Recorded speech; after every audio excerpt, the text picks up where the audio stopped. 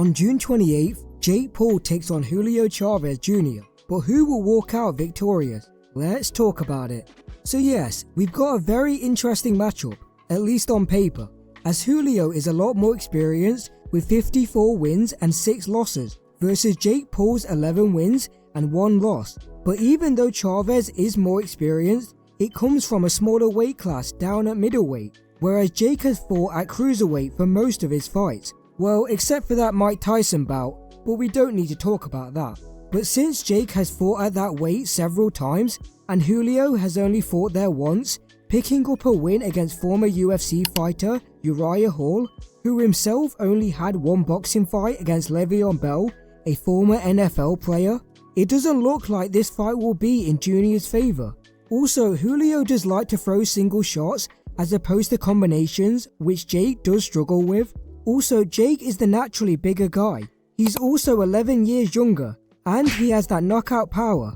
But since Chavez Sr. has said that his son's training harder than he's ever done before, and that there's no way he'll lose to Jake Paul. The way Julio is training right now, there is no way, no how that Jake Paul can beat my son. It does look like we'll get a gritty, entertaining matchup, as there's no shame in losing to the likes of Danny Jacobs, or Canelo Alvarez, or Anderson Silva, who Jake Paul defeated, but losing to the problem child. If there's ever a fight that would make Julio step up and give it his all, it's this one, especially since Paul got into it with Julio and his father at the press conference. Put both the Chavezes in there, I'll whoop Senior and Junior. Also, the poster classing it as Puerto Rico versus Mexico is pretty funny considering Jake is from Ohio. And when we look at Julio's bout against Uriah Hall, even though it was only 6 rounds, we did see some good moments from Chavez Jr., landing the hook several times on Uriah and landing his own shots while also avoiding Hall's counters, so I could see Julio having moments like that against Jake, as even though Paul did look fresh against Perry in the opening rounds and did emerge victorious, he did start to gas in round 4 and beyond.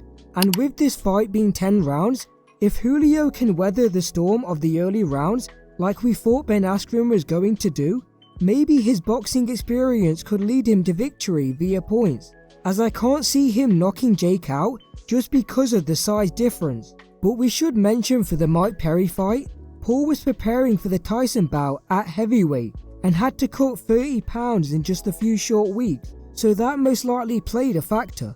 Okay, so overall I'm going to go with Jake Paul to be victorious, most likely by decision, as Julio is known to be tough and durable and has never been knocked out in his boxing career.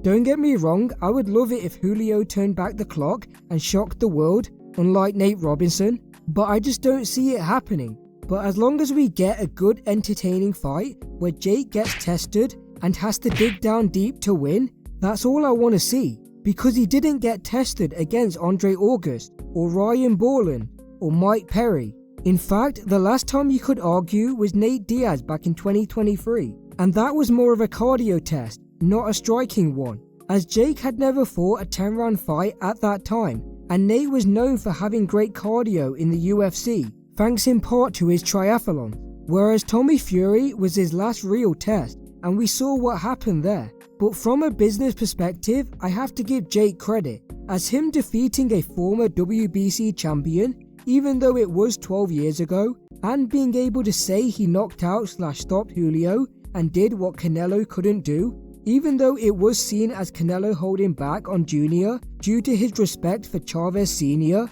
it still is a very smart ploy by the problem child, as it could set up the rumoured original fight between Canelo and Jake Paul later down the line, after Canelo's 4-fight deal with Turki Al-Sheikh is finished, especially as Canelo hopes that Chavez Jr. will walk out victorious. Your former opponent Chavez Jr. is taking on Jake Paul. Do you think he'll beat Jake Paul?